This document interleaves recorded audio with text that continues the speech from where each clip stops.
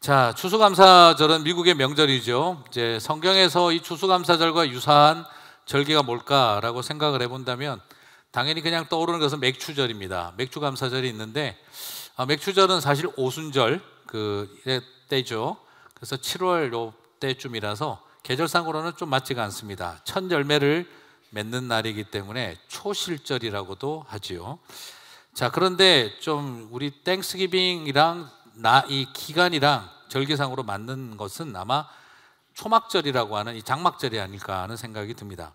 이는 유대인의 3대 절기 중에서 6월절, 오순절에 이어 마지막으로 세 번째 절기인데 한 해의 수확을 다 마치는 계절인지라 먹거리가 풍성하고 모두가 즐거운 축제와 잔치를 벌입니다. 먹고 마시고 즐거운 시간을 갖는 날이죠. 일면 우리 한국처럼 더도 말고 덜도 말고 한가위만 같아라 하는 그런 추석 분위기와 유사한 분위기입니다. 먹거리도 풍성하고 휴식과 풍요가 있는 꿀맛 같은 시간이죠. 그런데 가장 여유롭고 부유한 시기인데 한 가지 불편하게 만든 게 있습니다. 그것은 바로 초막절이라 그래서 일주일 동안 텐트 생활을 해야 한다는 불편함이 있습니다. 가장 재정적으로 부유하고 가장 먹을거리가 많고 가장 풍성한 계절에 호텔에 가서 아주 그냥 여유롭게 파티를 하는 게 제일 좋을 것 같은데 초막절은 아주 불편하게 텐트에서 일주일을 보내라고 요구하고 있는 것이죠. 가장 돈이 많고 풍성한 날에 가장 초라한 잠자리를 가지라는 것, 이게 초막절의 독특한 특징입니다. 이유는 뭘까? 아무리 풍요가 넘치고 아무리 경제적으로 성공적인 삶을 살아간다 하더라도 불편함을 감수해야 하는 것은 우리가 절대 잊어서는 안 될 기억이 있기 때문이다라는 것이죠. 저는 그 불편함에 대한 기억을 요구하기 위해서 일주일간의 텐트 생활을 요구했다는 것을 발견할 수 있다 싶습니다. 자, 이것은 어떤 의미에서는 추수감사절도 이래야 되지 않을까, 원래 의도와 같지 않을까 하는 생각이 되어집니다. 풍요와 그리고 굉장히 먹거리가 많은 계절이 추수감사절이죠. 그런데 여러분, 정말 이 추수감사절은 우리에게 주어진 풍요와 번영과 성공을 그것을 자랑하고 감격해야 하는 그런 날일까요? 자, 우리끼리만 행복한 시간 잘 보내고 가족들끼리 즐거운 시간만 보내라고 만들어진 날일까요? 전혀 그렇지 않습니다. 추수감사절은요, 우리끼리 잘 지내는 날이 아니라 우리를 살려준 네이티브 아메리칸들에게 감사를 표현했던 날입니다.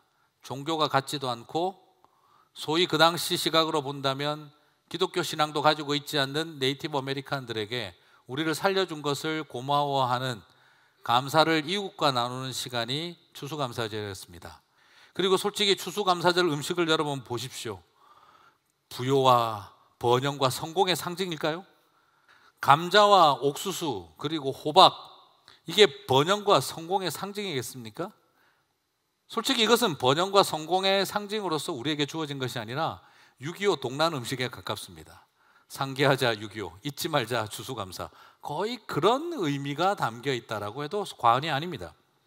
바로 신앙의 자유를 찾아왔지만 바다에서 죽고 이 땅에 도착해서 절반 이상이 굶어 죽고 얼어 죽었던, 100명이 약간 넘는 사람이 도착해서 50명 남짓밖에 남지 않았던 그 힘들었던 여정, 그리고 1년 뒤 살아남아서, 그것도 네이티브 아메리칸들의 도움받아서 살아남아서, 그래서 그것 덕택에 감사해서 축제를 열었던 것이 추수감사였습니다.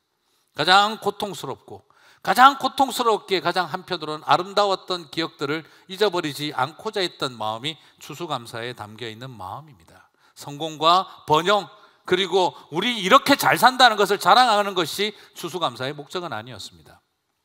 뭐하고 똑같겠습니까? 마치 이거는 이민자의 마음이죠.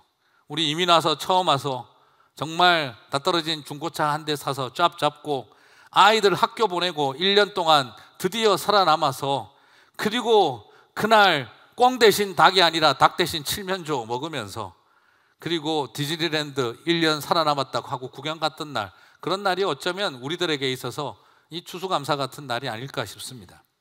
그리고 앞으로 우리 미국 살면서 1년 살아남았다는 기억을 잊어버리지 말자 하는 마음으로 그날 해먹었던 음식 앞으로 계속 해먹자 했던 거하고 별 차이가 없는 것입니다. 어떤 의미에서 본다면 가장 미국적인 날이지만 가장 이민자의 날입니다. 추수감사절은 성공한 미국인들의 날이 아니라 생존한 이민자들의 날이었다는 것을 기억하게 됩니다. 성공이 아니라 의미를 붙들고자 했던 날, 결코 잊어서는 안 될 기억들을 우리가 붙들고자 하는 마음 때문에 시작했던 것이 그게 바로 추수감사절이 아니었을까 싶습니다. 저는 이런 맥락에서 오늘 본문을 살펴봅니다. 처음 가나안 땅에 정착 생활에 들어갔던 이스라엘 백성들을 향해 모세가 남겨준 메시지입니다. 가장 인상적인 말은 딱 두 단어입니다. 잊지 말라, 기억하라. 정착 생활을 시작하는 그들에게, 긴 마이그레이션을 해왔던 그들에게, 40년의 광야 생활을 거쳐왔던 그들에게 모세는 딱 두 가지를 부탁했습니다. 절대 잊지 말고 반드시 기억해라. 오늘 저와 여러분에게도 이 추수감사절을 맞으면서 우리의 지난날의 이주의 여정과 정착의 여정 속에서 오늘 모세를 통해 우리에게 하나님께서 이 말씀을 주시는 줄 믿습니다. 절대 잊지 마십시오. 그리고 꼭 기억하십시오. 그 두 가지를 기억하시고 잊지 않는 저와 여러분이 되시기를 바랍니다. 오늘 그러면 11절부터 14절 뭘 잊지 말고 기억해야 할까요? 11절부터 14절을 같이 한번 읽어보도록 하겠습니다. 같이 읽겠습니다. 네가 먹어서 배부르고 아름다운 집을 짓고 거주하게 되며 또 내 소와 양이 번성하며 내 은금이 증식되며 내 소유가 다 풍부하게 될 때에 내 마음이 교만하여 내 하나님 여호와를 잊어버릴까 염려하노라. 여호와는 너를 애굽 땅 종되었던 집에서 이끌어내셨고. 자, 여러분, 여기에서 반드시 기억하고 잊어서는 안 될 두 가지를 보여주고 있는데요. 첫 번째는 너희가 애굽 땅 종되었던 집에서 하나님이 이끌어내셨었다는 것을 잊지 말라는 거예요. 다르게 말하면 너희는 애굽 땅에서 노예로 살던 존재였다는 걸, 네 존재가 누구였는지를 잊어버리지 말라 하는 것입니다. 네가 누구였는지를 잊어버리지 말라 하는 것입니다.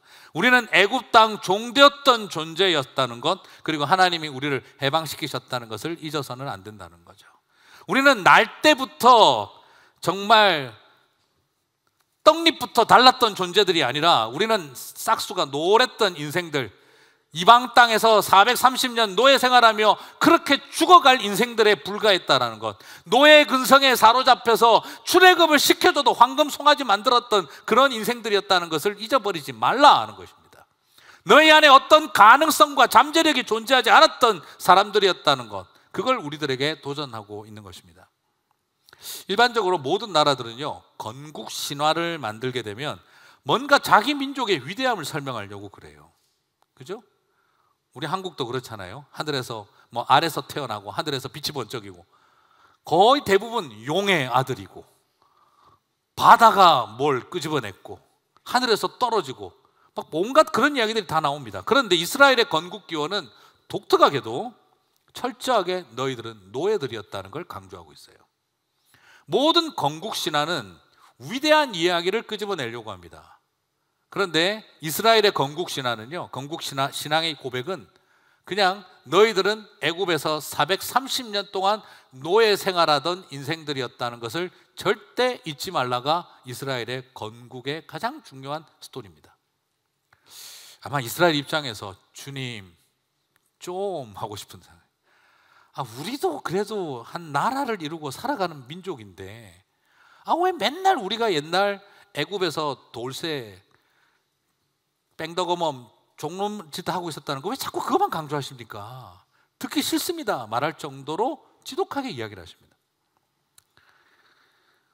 사람이 만든 건국신화는 자신들의 신의 아들로 설명하고 있는데 이스라엘은 이집트 노예 출신임을 잊지 말라고 하는 건국의 스토리를 우리들에게 도전하고 있습니다. 사람은 들성 푸른 떡잎으로 자라나길 바랍니다. 태어날 때부터 남다르고 자랄 때도 머리 하나가 크고 하나를 배우면 열을 깨치는 사람들이었기를 바라고 있습니다.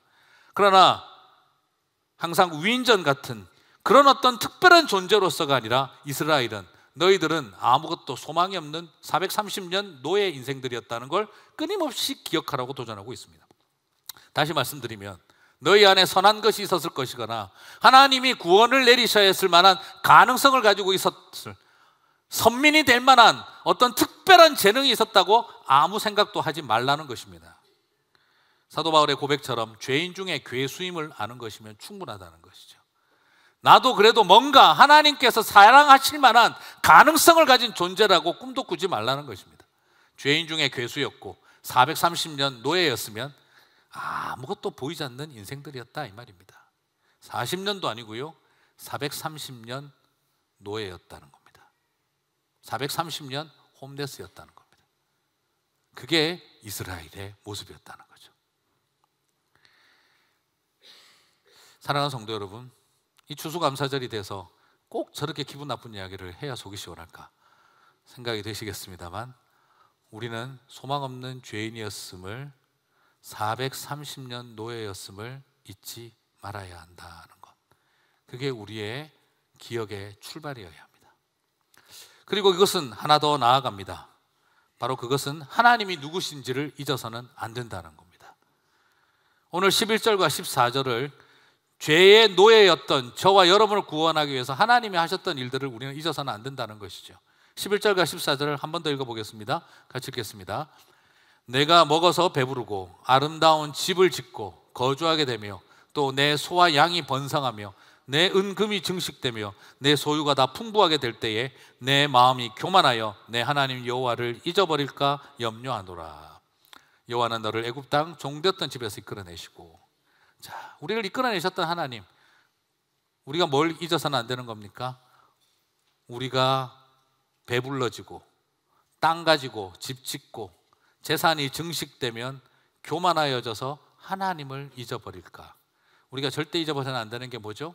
하나님을 잊어버려서는 안 됩니다. 우리를 구원하신 여호와 하나님, 15절에서 16절까지는 또 보여주고 있습니다. 반석에서 물을 내시고 사막에서 만나를 주셨던 그 하나님을 기억하라는 것입니다. 사랑하는 성도 여러분, 오늘 저와 여러분이 두 번째로 절대 잊어서는 안 되고 기억해야 할 것은 내가 누구였는지를 아는 일과 하나님이 누구신지를 아는 일입니다. 이 두 가지를 잃어버리면 아무런 의미가 없어지는 것입니다. 내가 처절한 죄인이었다는 것을 잊어버려서는 안 되고, 그리고 하나님이 우리를 구원하셨다는 것을 반드시 기억해야 합니다.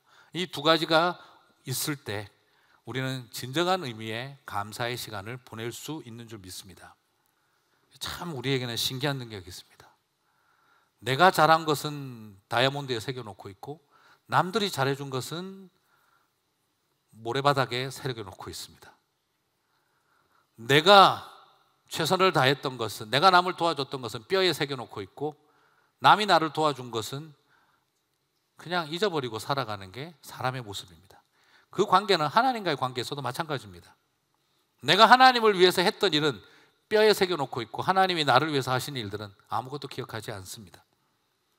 그래서 우리는 더 많은 은혜를 경험하고도 결국에는 하나님과 나는 아무런 상관없는 것처럼 생각합니다. 그리고 한 걸음 더 나가서 하나님과 상관없는 정도가 아니라 하나님이 아니라 내가 다 있다라고 생각을 하는 것이죠. 오늘 17절 말씀 끝부분을 다시 한번 읽어보겠습니다. 네가 마음에 이르기를 내 능력과 내 손의 힘으로 내가 이 재물을 얻었다 말할 것이라. 교만하여지면 어떤 결과가 따라온다는 거죠? 마음이 교만하여지면 하나님을 잊어버리는 정도가 아니라 어떤 단계로 나아갑니까? 하나님이 아니라 내가 다 있다라고 생각합니다. 이 상황에서 더 벗어나면 어떻게 될까요? 다른 신에게로 가버립니다. 사람은 어떤 존재냐? 믿음의 이야기는 사람이 한 일조차도 하나님 하신 일로 고백해내는 일이어야 하는데, 그런데 불신앙은 하나님이 하신 일을 잊어버리는 기억 상실이고, 불신앙은 하나님이 하신 일도 내가 한 일로 바꾸어 버리는 기억 조작이라는 것을 발견하게 되어집니다. 그래서 모세는 하나님을 기억하라고 도전하고 있었던 것입니다. 신명기를 딱 하나로 정리하라고 한다면요, 지키라가 아니라 기억하라입니다. 저는 오늘 모세의 율법을 정의하라면 그가 계속해서 지키라고 하는 것처럼 보이지만, 그러나 궁극적으로는 무엇입니까? 기억하라입니다. 너희가 죄인이었다는 것과 하나님이 여러분을 구원했다는 것을 잊어버리지 말고 기억하라. 그래서 모세는 기억하라는 메시지를 신명기에서 계속해서 강조하는 방식이 뭐냐? 율법을 주야로 묵상하라고 말하고 있는 것입니다. 자, 이런 맥락을 우리가 한번 살펴보면서 저는 좀 이렇게 우리가 추수감사절을 맞으면서도 좀 초막절의 전통을 살펴보며 우리의 신앙을 좀 잊지 않고 기억하는 노력들이 있었으면 좋겠어요. 여러분, 초막절은 아까도 말씀드렸습니다만 한 해의 농사를 끝내고 추수감사절, 추석 같은 개념이라고 말씀을 드렸어요. 사실 초막절이라는 용어는 농경 문화에 어울리는 말이 아닙니다. 유대인들은 이미 벌써 정착 생활하고 농경 문화로 돌아섰는데 왜 초막절이라는 말을 썼을까요? 오히려 유목 생활에 더 익숙한 용어를 왜 사용을 했을까요? 오히려 더 추수라는 말을 썼으면 더 좋았을 텐데 왜 유목민들의 생활이 담겨있는 천막을 치는 날을 삼게 했을까요? 한 해 농사를 잘 지어 수확한 풍성한 때에 왜 유목민들의 이름을 따서 초막절이라고 짓고 불편한 하루 일주일을 보내게 만들었을까요? 결국 무엇을 말합니까? 400년 동안 남의 땅에서 광야 생활을, 홈레스 생활을 했던 것, 40년 동안 광자에서 천막 생활했던 것, 그것을 절대 잊지 말라는 것입니다. 농사를 짓고 살아도 유목민의 정신을 잃어버리지 말라는 것입니다. 이 땅을 벗하고 살고 있지만 하늘을 산책하며 살으라는 것을 우리들에게 도전하고 있는 것입니다. 그래서 더더구나 많은 유대인들은 티토 장군에 의해서 예루살렘이 무너지고 난 다음에 뿔뿔이 흩어져서 나라 없는 백성으로 2000년을 살아가면서 그들은 자신들의 이주의 여정을 자녀들에게도 가르쳤던 것이죠. 그래서 러시아 땅에, 유럽에 흩어져서 살아가면서도 그들은 초막절이 되면 텐트를 쳐놓고 우리 조상들의 400년의 여정, 40년의 광야 여정, 그리고 우리 가족들의 지난날의 믿음의 여정의 이야기를 들려주면서 자녀들의 신앙을 지켜왔던 것이죠. 그래서 그들은 신앙의 정체성과 민족 정체성을 한꺼번에 지키면서 영원한 유목민으로 이 땅 가운데 살아가며 언젠가 언약의 땅을 회복할 날을 꿈꾸게 했던 것을 보게 되어집니다. 그들은 어느 땅에 가서도 잘 살았지만 어느 땅에서도 정착민이 되려고 하지 않았습니다. 어느 나라 땅에 가서도 잘 살았지만 그들은 유목민으로 살아갔습니다. 저는 이것을 바라보면서 우리 신앙인에게도 좀 필요한 부분들이 있게 아닐까 하는 생각을 해봅니다. 우리는 우리의 자녀들에게 이 땅에서 잘 적응하고 사는 법만을 가르쳐야 하는 것이 아니라 영원한 나그네로 살아가는 법을 가르쳐야 한다 싶습니다. 우리는 이곳에서 아이들이 헤븐 노마드로서의 삶, 천국 유목민으로서의 삶을 살아가는 법을 가르쳐 줘야 한다는 것이죠. 그래서 이 땅에서 영원히 뿌리 내리고 살아갈 것처럼 꿈꾸는 사람들이 아니라 천국 바로 그날을 바라보며 유목민으로 살아가는 법을 가르쳐야 한다는 것이죠. 추수감사절에 우리는 정착에 성공한 것을 기억하는 날이 아니라 영원한 나그네로 살아가는 법을 가르쳐야 하지 않을까 하는 생각을 하게 되어집니다. 우리가 기억해야 할 건 바로 하나님이고 우리가 지난날에 그렇게 침면조 먹으면서 살아왔던 이야기를 잊어버리지 않는 일이죠. 근데 사람은요 참 기억이 묘해요. 사람은 기억을 조작당할 수도 있고요, 사람은 기억을 조작할 수도 있는 사람입니다. 사람의 마음속에는 간절한 바람이 있거나 지독한 미움이 있으면 내 머릿속에 있는 기억은 얼마든지 조작이 됩니다. 그래서 스스로 false memory를 만들어내게 되어져 있습니다. 인간의 감정과 욕구는요, 지독한 바람과 지독한 미움은 없었던 일도 있었던 일로 만들어 놓고 있었던 일은 없었던 일로 만들어 놓고 그리고 자르고 붙이고 축소하고 부풀려서 강조점과 본질을 바꾸어 놓는 능력을 가지고 있습니다. 우리의 머릿속에, 기억 속에는 포토샵이 항상 움직이고 있습니다. 끊임없는 그 왜곡된 기억 속에 우리는 스스로를 그것이 확실하다고 믿고 있는 것이죠. 그래서 감정적인 사람의 기억은 감정이 반영된 사실인 경우가 많지 사실 그대로의 사실이 아닌 경우가 더 많습니다. 이것을 뭐라고 이야기하느냐? 트루스는 중요하지 않고 퍼셉션만 남아있다. 트루스, 진리, 객관적 사실은, 진실은 보이지 않고 퍼셉션, 내가 받아들이고 해석한 인식만 남아있을 뿐인 경우가 더 많다는 것이죠. 그래서 그 false memory에 기초할 때 사람은 자기가 거짓말을 하고 있다고 생각하지도 않고 틀렸다고 생각하지도 않습니다. 확신에 차서 말하게 되어 있는 것입니다. 그럴수록 total recall, false memory야말로 가장 완벽한 기억을 재현해내는 것입니다. 저는 폴스 메모리에 기초한 토탈 리콜이 아니라 오히려 말씀에 기초한 토탈 리콜이 되어졌으면 좋겠습니다. 그래서 하나님은 모세에게 신명기를 쓰게 하셨고 모세 오경을 쓰게 하셨습니다. 기독교는 왜 초자연적인 하나님의 음성을 듣고, 기독교는 지금도 점을 치고, 기독교는 지금도 왜 하나님으로부터 신탁의 메시지를 받지 않고 성경을 보고 있느냐? 우리들의 만들어낸 기억이 하나님을 괴물로 만들어 놓을까 봐 하나님은 모세를 통해 하나님을 문자 속에 기록되어서 온전한 기억을 유지하도록 성경을 쓰게 하셨던 것입니다. 그래서 하나님은 우리에게 성경을 주셨고 문자가 중심이 된 종교와 신앙이 되게 하셨던 것은, 그것은 문자에 갇힌 종교를 만들려고 하신 것이 아니라 우리 안에 우리가 스스로 원하고 내가 만들어 놓고 싶은 하나님을 우리의 생각 속에서 만들어내고 구현해내고, 그래서 하나님을 괴물 만들어 놓는 것을 막기 위해서 하나님은 철저하게 문자 속에 갇힌 종교가 아닌 문자를 통해 정확하게 전달되어야 할 하나님에 대한 기억을 저와 여러분에게 주려고 하셨던 것입니다. 그래서 성경은 우리에게 기억하라는 말씀을 도전하고 있는 거예요. 철저하게 말씀 중심으로 기억하라는 것을 도전하고 있는 거예요. 기억하게 하기 위해서 우리에게 뭐라고 하셨습니까? 이 말씀을 주야로 읽고 묵상하라고 한 것입니다. 이 말씀을 주야로 읽고 묵상하라는 거예요. 그리고 암송하라는 것입니다. 왜요? 그것이 하나님에 대한 정확한 기억을 갖기 때문입니다. 내가 원하는 하나님, 나의 간절한 바람으로 만들어낸 하나님, 나의 미움과 원망으로 만들어 놓은 하나님, 그런 거 다 치우고 하나님이 누구신지를 그냥 보라는 거예요.